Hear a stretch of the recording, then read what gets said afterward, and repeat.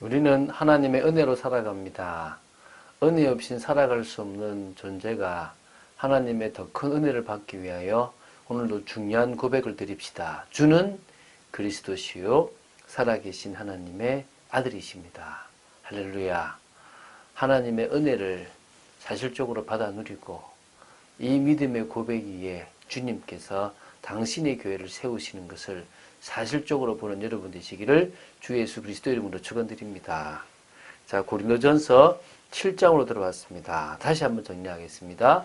고린도전서는 총 16장으로 되어 있는데 1장 1절부터 9절까지는 도입부라고 보시면 되고 1장 10절부터 그리고 15장 58절 15장까지가 뭐가 되냐면 본론부입니다. 16장은 종결부로 이렇게 총 세 가지로 나눌 수 있습니다. 그러면 1장 10절부터 15장 58절까지가 이게 본론부인데요. 본론부를 또 이렇게 두 부분으로 나눌 수 있죠. 어제까지 봤던 전반부가 1장 10절부터 6장 20절까지입니다.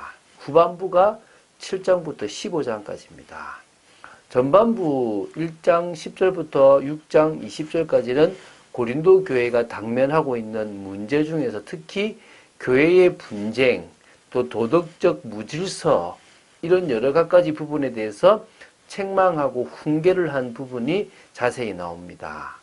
자, 이제는 7장부터 15장까지를 보는데요. 여기서는 고린도 교회가 편지를 통해서 바울에게 질문했던 중요한 신앙생활의 어떤 현안들에 대해서 바울이 목회적 입장에서 답변을 주고 있는 내용들을 기록하고 있습니다. 결혼, 그리고 우상 제물을 먹는 것에 대한 것, 공적 예배가 무엇인지, 부활 등 이런 문제를 차례적으로 이렇게 지금 다루고 있다고 보시면 됩니다. 자, 이제 7장을 봅니다. 이 7장은 그 질문에 대해서 첫 번째 답을 주고 있는데 결혼에 관한 포괄적인 교훈을 다루고 있습니다. 좀 서론적으로 좀 볼게요.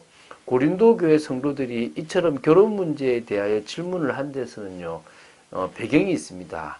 당시 고린도 사람들은요, 육체는 추하고 악하고 영혼만 순수하다라고 이렇게 가르치는 헬라의 이원론적 철학 사상이 가득 이렇게 있었습니다. 그러다 보니까 한쪽은 육체는 악하고 영혼은 순수하기 때문에 육체를 어떻게 사용해도 상관없다.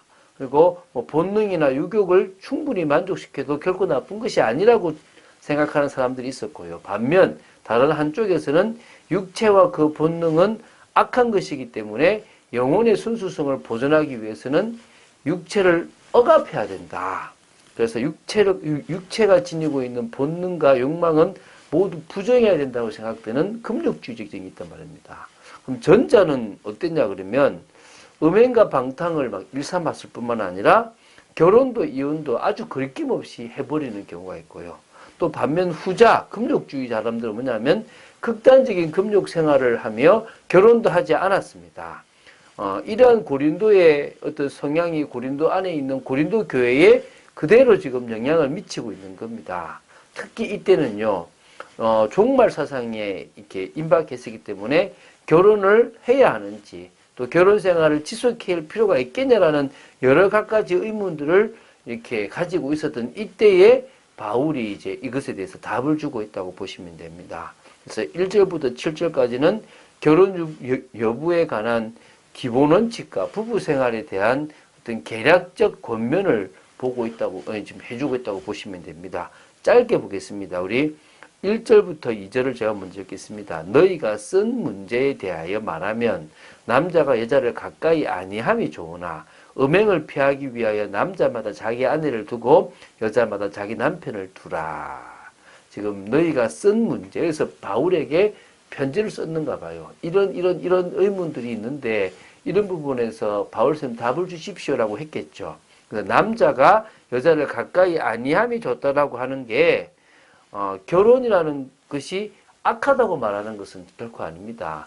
성경적으로 결혼은 당연히 독처하는 모습이 보기 싫고 하나님께서 결혼을 이렇게 만드셨기 때문에 중요한 거다라고 생각합니다. 단지 이런 의미입니다. 결혼 생활과 관련된 고통과 괴로움과 고민들이 많기 때문에 이 초대교회의 정황으로 보아 결혼을 통해서 아내에게 매이지 않는 것이 유익하다라는 점을 말하려고 했기 때문에 이런 말을 했다고 보시면 됩니다. 그래서 하나님의 질서나 인간의 성적 본능을 생각한다면 당연히 결혼하는 것이 낫지만 당시 팽배했던 임박한 어떤 그런 종말 사상이나 얘기되는 어떤 교회에 대한 박해라는 관점에서 볼 때 신앙생활에 있어서 결혼하지 않는 것이 더 유익하다고 볼 수 있는 겁니다.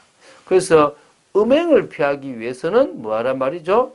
남자마다 아내를 두고 여자마다 뭘 두라? 자기 남편을 두라고 얘기합니다. 이 말은 음행하는 일들이 생기기 때문에 결혼을 해라는 겁니다. 그러니까 혼자 살다 보면 그 많은 창녀들 속에서 음행에 빠지는 게 당연하니까 성적으로 문란한 도시에서 온갖 유혹을 받는 그리스도인들에게 결혼은 확실히 음행이라는 악을 피하는데 필요한 안전조치였다라고 보시면 됩니다. 3절부터 5절을 읽겠습니다. 남편은 그 아내에 대한 의무를 다하고 아내도 그 남편에게 그렇게 할지라. 아내는 자기 몸을 주장하지 못하고 오직 그 남편이 하며 남편도 그와 같이 자기 몸을 주장하지 못하고 오직 그 아내가 하나니 서로 분방하지 말라. 다만 기도할 틈을 얻기 위하여 합의상 얼마 동안은 하되 다시 합하라. 이는 너희가 절제 못함으로 사단이 너희를 시험하지 못하게 하려 함이라. 자, 이 3절부터 5절은요. 이미 결혼한 자들의 이 부부 생활에 대해서 바울이 지금 교훈하고 있거든요. 부부 생활에 있어서 바울이 교훈하는 중요한 핵심은 의무다. 물론 사랑에 기반한 의무입니다. 사랑이 빠져버리면 얼마나 힘듭니까? 사랑이 이렇게 기반되어 있는 것 가운데서 남편으로서 아내로서 뭐란 말이죠? 의무를 다하라. 남편으로서의 의무, 아내에 대한 또 아내로서 남편에 대한 의무를 다하라 이 말입니다. 자, 이게 지금 고린도 전역에 지금 향락적 분위기, 또 방종 이런 것들이 너무나 많고 이 욕구를 취하려고 하는 어떤 그런 것들도 많고요. 또 한편으로는 금욕주의적 사상들이 많았기 때문에 이 문란한 성생활과 또 아주 금욕주의 속에서 있는 이 고린도 성도들에게 바울은 지금요, 의무로서 당연히 결혼을 한다면 해야 되는 건데요. 그래서 아내는 자기 몸을 주장하지 못하고 오직 그 남편이 하라는 말은요, 남편이 원한다면 아내는 성적 부분을 같이 이렇게 나누라는 거고요. 또 역시 남편도 아내가 원한다면 하라 이겁니다. 그래서 남편 중심의 성관계도 아니고 성적 관계도 아니고 남녀가 평등한 가운데서 서로가 서로에게 당연히 의무를 하고 이 성적인 것을 원하는 것이 악하거나 잘못되거나 추악하지 않다는 부분들을 강조합니다. 그리고 심지어 뭐라냐면 서로 분방하지 말래요. 방을 함부로 따로 쓰지 말라는 겁니다. 기도할 틈을 얻기 위하여는 합의해서 얼마 동안 집중기도의 어떤 시간을 정해서 하는 것은 가능하지만 그것도 다시 끝나고 나면 다시 합하여 분방하여서 틈을 주지 말라는 겁니다. 사단이 그걸 통해서 분명히 뭐한 겁니까? 시험을 한다는 겁니다. 절제하지 못해서 상대방이 음행에 넘어질 수 있기 때문에 그러지 말라는 것이죠.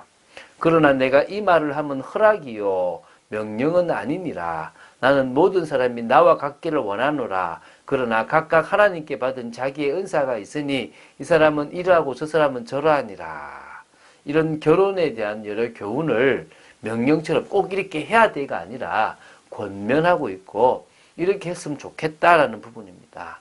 그래서 이 바울은요, 모든 성도들이 자신처럼 이 독신으로서 하나님의 영광을 위해서 살아가기를 원하는 겁니다. 그러니까 독신도 은사고 또 결혼도 은사인데 하나님 선물인 거죠. 그걸 통하여 뭡니까? 하나님께 영광을 돌릴 수 있으면 좋다는 겁니다. 사실 바울이 결혼을 했는지 안 했는지에 대한 것은 좀 의문이 많습니다. 베드로는 장모가 있으니까 당연히 결혼을 했다고 보는데요. 바울은 사내들인 공회원이었으면 당연히 결혼을 했다고 봅니다. 뭐 이혼을 했는지 사별을 했는지 그건 잘 모르겠지만 어쨌든 전도자의 걸음을 걸어갈 때는 바울은 홀로 돼 있었다고 봅니다. 그래서 그렇게 매여서 하나님의 어떤 영광을 못 드러내는, 그래서 막 가정에 매여 살아가는 것보다는 오히려 하나님의 영광을 위하여 전도자의 언약을 성취한 일에 쓰임 받아라는 겁니다. 그래서 결혼이라는 것은 우리가 좀 더 하나님께 영광 돌리기 위해서 돕는 배필로 주셨고 하나 되기 위해서 주신 것이지, 성적으로 뭔가 채우고 또 뭔가 막 이게 막 이런 것이 아니라는 겁니다. 그래서 의무감도 있고 안정도 있고 타락하게 음행에 빠지지 않기 위해서 결혼이라는 울타리를 하나님 주셨지만, 할 수 있으면 자기처럼 이렇게 뭡니까 오히려 정말 주를 위해서 독신으로 되는 것도 좋다고 얘기합니다. 그래서 우리가 새로운 갈등을 많이 당할 때 정말 복음적으로 딱 답이 난다면 우리의 삶은 성령의 인도 받는 삶이요, 온전히 생활 방식도 하나님이 원하시는 올바른 생활 방식을 가지게 되어 하나님이 원하시는 축복을 누리게 될 줄로 믿습니다. 권능을 가지고 세상을 넘어서고 이기는 여러분 되시기 바랍니다. 그럴 때 하나님은 우리를 절대지자로 세워 나가실 줄로 믿습니다. 그런 축복을 누린 여러분 되시기를 주 예수 그리스도 이름으로 축원드립니다. 주는 그리스도시요 살아계신 하나님의 아들이심을 고백합니다. 결혼에 대해서 여러 사람이 각각 다른 생각을 가지고 있겠지만 저희들은 성경적이면서 또 이 시대에 맞는 올바른 결혼관을 가지게 하여 주시고, 또한 더 나아가서 저희들이 음행에 빠지지 않고 또한 정말 하나님의 원하시는 축복의 삶을 살 수 있도록 역사하여 주시며 하나님의 나라를 이루고 영광 돌리는 삶을 살기를 간절히 소원합니다. 주 예수 그리스도 이름으로 기도드립니다. 아멘.